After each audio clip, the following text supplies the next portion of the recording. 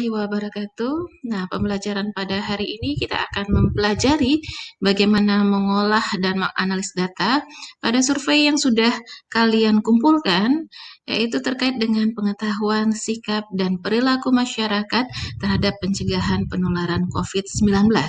Tentunya, data yang sudah Anda kumpulkan tidak akan bermakna apa-apa kalau belum kita olah. Makanya pada pembelajaran pada hari ini kita akan lakukan bagaimana mengolah data dan menganalisis data berdasarkan survei yang telah kalian kumpulkan. Ya. Nah, apa sih yang harus kita lakukan? Ya, saya set slideshow dulu.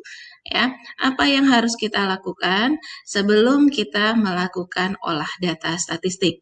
Ya, jadi ada beberapa hal yang perlu kalian perhatikan. Yang pertama adalah kalian harus lihat kembali tujuan survei ini apa. Ya, coba perhatikan, baca lagi ya materi yang sudah saya berikan.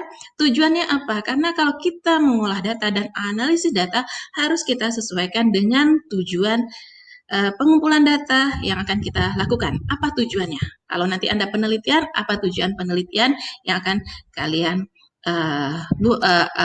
inginkan? Ya. Kemudian baca kembali kuesionernya. Ya, baca kembali kuesioner survei apa aja yang akan kita data. Nah, setelah Anda pelajari, ya, dari data-data yang ada, kita harus cek satu persatu. Ya, itu yang disebut dengan cleaning data. Anda lakukan pembersihan data dari data yang dikumpulkan. Ya, apakah memang sudah sesuai dengan maksud yang kita inginkan? Ya, Anda bisa cek datanya, apakah ada data yang missing atau data yang kosong, atau data yang tidak sesuai dengan apa yang akan kita maksud. Nah, ini misalkan ini data Anda ya, ini saya sudah dapatkan datanya, saya lihat ya, ini ada beberapa variabel yang kemarin sudah kita revisi kuesionernya, tapi ini masih masuk di sini. Ya, ini coba Anda perhatikan. Nah, ini memang seperti ini enggak? Karena ini dari nomor 1 sampai dengan nomor 5, ini ada beberapa data-data yang tidak ada di dalam kuesioner. Saya juga nggak ngerti ini kenapa ada datanya seperti ini. Berbeda dengan 6, data nomor 6 sampai dengan yang seterusnya, data yang pada poin kolom U dan V ini nggak ada. Nah, apa yang harus kita perhatikan? Nah, yang pertama kalau ini memang nggak sesuai dengan kuesioner yang akan kita tanyakan, ya sebaiknya dihapus.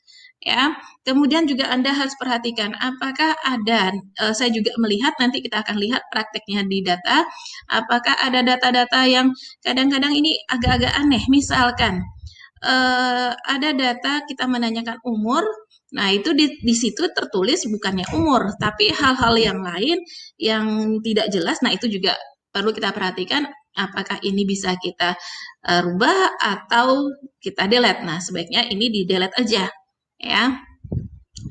Nah kemudian ya datanya. Nah kemudian kalau sudah kita lihat datanya, oh ternyata ini datanya tidak ada lagi yang missing data, kemudian data yang tidak sesuai dengan apa yang kita maksud, kemudian kita lakukan pengkodean atau coding data. Ya, kalau Anda lihat di sini, ini ada beberapa di Excel ini kita kumpulkan menggunakan Google Form. Ya, tentunya di Google Form isiannya adalah dalam bentuk huruf, ya seperti ya dan tidak. Terus ada juga kadang-kadang, selalu, ya, sering dan sebagainya. Nah, ini masih dalam bentuk huruf. Nah, itu harus dirubah. Nah, sebelum Anda merubah, buat dulu buku kode. Ya, dari kuesioner-kuesioner yang ada, Anda buat codebook-nya. Ya, dibuat codebook sehingga nanti kalau kita ingin menganalisis, nah, analisis yang kita lakukan bukan dalam bentuk huruf tapi dalam bentuk angka, ya. Nah, ini misalnya seperti ini, ya. Jadi kalau ada pertanyaan ya dan tidak, ya kita kasih kode 1, tidak kita kasih 2. Ya, misalkan jenis kelamin, laki-laki diberi coding 1, perempuan 2. Pendidikan juga seperti itu, tidak sekolah, tamat SD, SMP, SMA, perguruan tinggi, ini juga diberi coding 1, 2, 3, 4, dan 5. Demikian juga ada di sini ada selalu, kadang-kadang, jarang, tidak pernah. Ini juga harus kita lakukan coding. ya. Nah, ini bisa Anda nanti kita praktekkan bagaimana Anda lakukan coding, yaitu Anda rubah atau ubah datanya dari data kategorik, ya. Anda lakukan pengkodean menjadi selalu dikasih kode 1, kadang-kadang 2, 3, dan 4 tadi seperti ini. Langkah selanjutnya adalah kita lakukan setelah dipastikan datanya dari data kualitatif Anda sudah rubah menjadi data numerik, ya kita ekspor datanya. Ya, tadi kita lakukan pengolahan datanya di Excel, sekarang kita akan coba memasukkan datanya atau mengekspor datanya ke dalam program SPSS. Program SPSS ini merupakan salah satu tool statistik yang berguna untuk menganalisis data.